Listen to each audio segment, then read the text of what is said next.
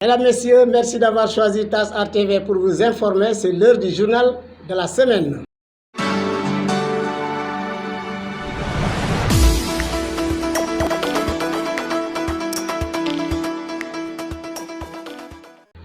Bonsoir et bienvenue dans cette édition que nous ouvrons par la page Société et c'est pour parler du litige foncier à Saré Moussandour, village de la commune de Saré-Bidji. Ici, des grincements de dents se font de plus belle et des détenteurs de parcelles accusent la mairie de Saré-Bidji de malversation dans l'attribution des parcelles à usage d'habitation. Gracia Badji, une des victimes, s'est confiée à notre reporter Diary Baldé. Comment une levée topographique pour sauter une maison quand on fait donc un lotissement? Moi, je travaille dans ce genre-là, dans les communautés. On me parle, je suis parti, j'ai fait beaucoup de tractations. J'étais obligé maintenant, quand j'ai rencontré le commandant de la gendarmerie qui est décédé, paix à son âme, Djemé, il m'a dit, écris une plainte. J'ai dit, non, j'ai un avocat. Tu peux payer l'avocat, je le prends en charge. J'ai été voir Maître Djeba, et Maître Djeba m'a fait la plainte. Et on l'a déposé avec les papiers, avec les PV, chez le procureur. Le procureur a commencé à me valser. Il m'a dit il faut aller à la police. La police, j'ai été chez le commissaire Djei, qui me connaît très bien, qui est promotionné d'ailleurs, un élève de mon petit frère, qui est commissaire, Pierre Damien. Il m'a dit mais grand, qu'est-ce qui se passe? Mes papiers sont là. J'habite depuis 2008 dans un terrain ici, ils sont venus, ils ne m'ont pas donné le numéro du lot. Et non seulement on me dit que, la route a pris le petit bâtiment. Oui, mais c'est toujours quelque chose comme 5 mètres. Mais tout le reste du grand lot a été affecté à un certain Diao qui est en Espagne. Comment ça s'est passé? Avec mes investigations, comme je dis que je suis de la maison, j'ai mis la main sur son fils, son propre fils, qui faisait première à l'époque. Et quand je lui ai demandé, il a écrit son nom de numéro sur le mur là, de l'autre côté. Et je lui ai dit, écoute, voilà, toi ça fait une très bonne chose. Je vais te donner une convocation, tu vas répondre à la gendarmerie. Le gosse a disparu à la seconde même avec sa moto. Et j'ai cherché sa tante, j'ai caché sa tante m'a dit, ah, moi mon petit frère, il est en Espagne. Je lui ai dit, ne touche pas le terrain de Djidjola là. C'est ce que la maman m'a dit. Ce n'est pas mon affaire, ce n'est pas mon affaire. Juridiquement, c'est ça, il faut rétablir, c'est de l'injustice. Et je sais que je ne suis pas seul dans ce domaine-là.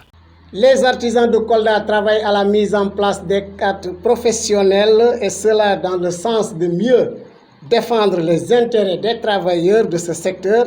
Ces cartes professionnelles participent aux conditions des élections dans le domaine de l'artisanat. Un combat à mener jusqu'au bout selon Babacar Varon, il est interrogé par Diary Baldé. Nous sommes réunis ici aujourd'hui au niveau de la mairie de Kolda parce qu'après beaucoup de discussions avec des collègues artisans au niveau de la région, nous avons constaté que beaucoup d'entre nous ne disposaient pas ou ne pouvaient pas en tout cas avoir leur carte professionnelle. Et cela était dû tout simplement à une équipe qui est là et qui pense qu'il a les prérogatives ou le pouvoir de pouvoir bloquer, refuser des cartes professionnelles alors qu'il n'est pas de sa prérogative. Et je dois le rappeler, les cartes professionnelles de la Chambre des métiers sont délivrées en tout cas sous l'autorisation ou sous la validation de la commission qui est présidée par le gouverneur. Donc en tant que président, lui, sa prérogative c'est de produire la carte. Mais ce n'est pas à lui de refuser ou de retirer des cartes professionnelles.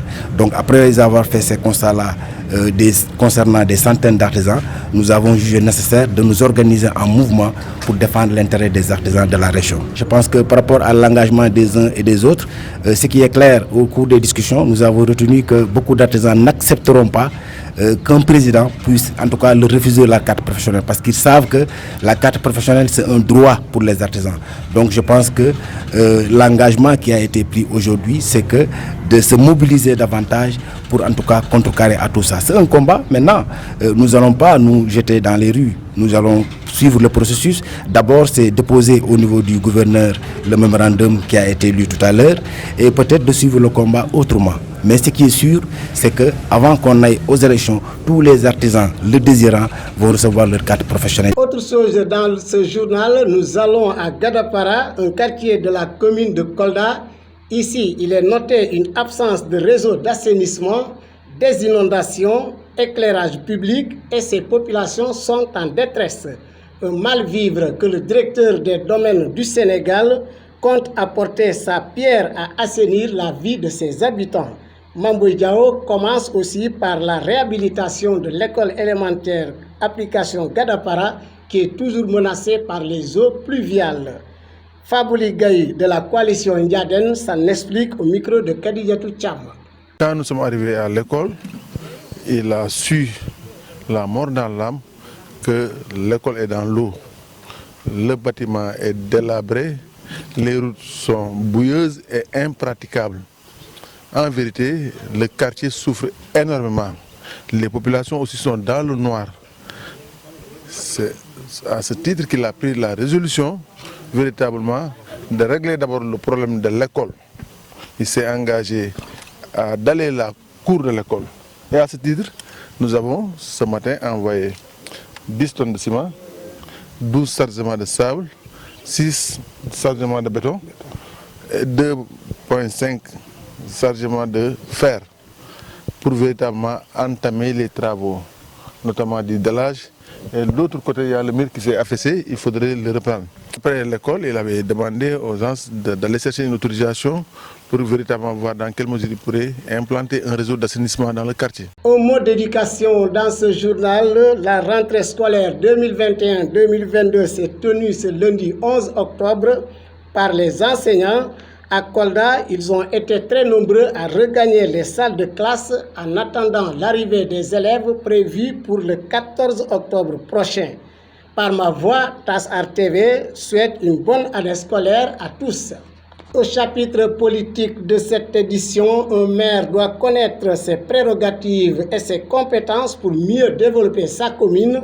Cette déclaration est de Khalidou Sy, le maire de Médina Yoro Foulah, affirme aussi que sa localité a besoin d'une vision claire. Il se prononce au micro de Diary Balé. Les jeunes, ils avaient besoin d'avoir un terrain de football. Et il était question qu'avec cette vision, le maire, en tant que, en tout cas, représentant de la collectivité territoriale, de trouver des ressources nécessaires en partenariat avec le conseil municipal pour mettre en place des infrastructures dignes de ce nom. Et c'est pourquoi aujourd'hui, avec les financements de PACASEN, le conseil municipal a décidé d'allouer 24 millions pour ce terrain. Mais heureusement, aussi avec l'appel d'offres, nous avons financé 20 millions de francs CFA pour ce terrain qui est de vraiment 3 hectares. Cela veut dire que c'est un terrain multifonctionnel qui permettra non seulement de jouer au football, mais d'ici un mois, je vais mettre une plateforme qui va permettre de rendre le terrain multifonctionnel. C'est-à-dire on va jouer aussi bien le football, mais aussi le basketball, le volleyball et les autres, en tout cas, disciplines qui permettront à ces jeunes-là vraiment de s'épanouir, de mener des actions vraiment sportives qui sont vraiment aujourd'hui en tout cas l'une des compétences transférées aux collectivités territoriales. Et c'est pourquoi un maire doit connaître d'abord quelles sont ses responsabilités. Les responsabilités de bien-être qu'il doit mettre en tout cas au profit de la population, mais aussi le maire doit être au service de la collectivité territoriale, au service de la population pour permettre l'atteinte des résultats escomptés. Restons toujours dans ce chapitre politique en vue des prochaines élections locales du 23 janvier 2022. Le président Macky Sall a rencontré 3 responsables de l'APR de Kolda, le professeur Moussa Baldé, ministre de l'Agriculture et de l'Équipement rural, par ailleurs président du conseil départemental de Kolda, s'est prononcé sur cette audience et parle de faire en sorte que la famille Benno Bokk Yakaar de Kolda soit le plus unie avec un large consensus sur l'ensemble des listes électorales. Moussa Baldé est interrogé par Baba Mbalo. Nous allons vers des échéances importantes. Ce sont les élections territoriales qui vont avoir lieu le 23 janvier. C'est normal que le président de la coalition Benno Bokk Yakaar, le président de l'APR, puisse quand même rencontrer les responsables, certains responsables de région, ce n'est pas que Kolda, hein, pour discuter avec eux, s'enquérir de la situation dans leur région, donner des orientations pour qu'on puisse aller vers des élections où la coalition Benno Bokk Yakaar va gagner de façon éclatante. Moi, je suis un des responsables de la coalition Benno Bokk Yakaar de la région de Kolda et du département de Kolda. Je suis le ministre de la région, je suis le président du conseil départemental de Kolda. Donc mon rôle, c'est de faire en sorte que la famille Benno Bokk Yakaar soit le plus unie possible, avec un large consensus sur l'ensemble des listes électorales que nous allons présenter, pour qu'on puisse gagner largement les 43 collectivités territoriales de la région de Kolda, les 40 municipalités et les 3 conseils départementaux.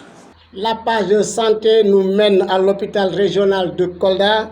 La structure sanitaire est sous perfusion selon les jeunes du quartier Bounakan. Ils ont fait face à la presse pour dénoncer des mots tels que absence de scanner, insuffisance de personnel et l'affaissement du mur de clôture. Midou Karamba porte leur parole au micro de Amadou Diaw. L'objectif de notre rencontre, ce n'est rien d'autre pour déplorer une situation qui est celle de Kolda en général. L'intervention portera sur quelques axes. Premièrement, sur la situation de l'hôpital régional de Kolda. L'année dernière, c'était juste un rappel. On était venu l'année dernière pour décrier la situation qui prévaut à l'hôpital régional de Kolda. Mais jusqu'à présent, on constate que bien vrai qu'il y a eu des efforts qui ont été faits, mais ça reste beaucoup à Kolda.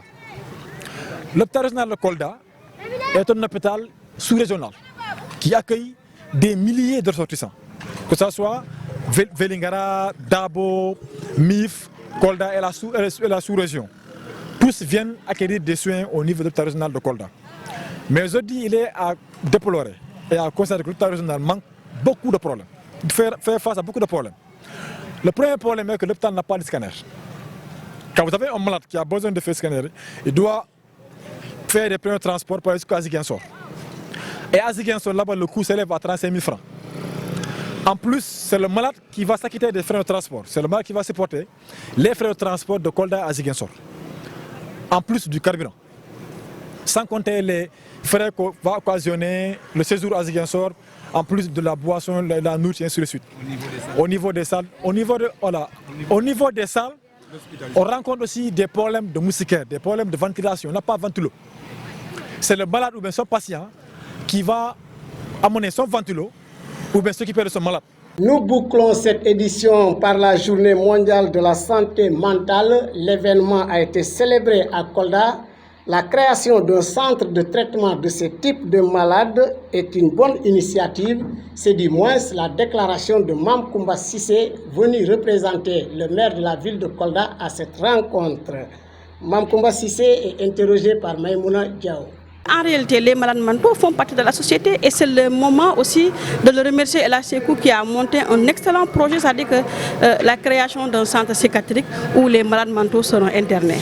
Donc c'est un sentiment de satisfaction mais aussi rassurant parce que si nos malades mentaux aujourd'hui sont pris en charge, c'est la société aujourd'hui qui se portera bien. Je parlerai en tant que représentante du maire parce que vous savez que le social est au cœur de ces engagements. Le maire Abdoulaye Bibi Baldé, que nous remercions de passage, le social est au cœur de ces engagements qu'il a pris avec les Koldois. Donc aujourd'hui, la création de ce centre de psychiatrie, il a pris d'ailleurs les engagements d'accompagner la création de ce centre, mais aussi le suivi. Le suivi, ils ont demandé l'affectation d'un personnel qualifié. Et ça, le maire Abdoulaye Bibi Baldé ne restera pas derrière, parce que ne serait-ce que la création des centres, aujourd'hui, il a pris des engagements et lui-même, il parlera de ces engagements qu'il a pris au nom de l'association. C'est cet élément qui met fin à cette présente édition que j'ai eu le plaisir de vous présenter. Merci à vous qui êtes très nombreux à suivre ce journal et votre fidélité sur TAS RTV.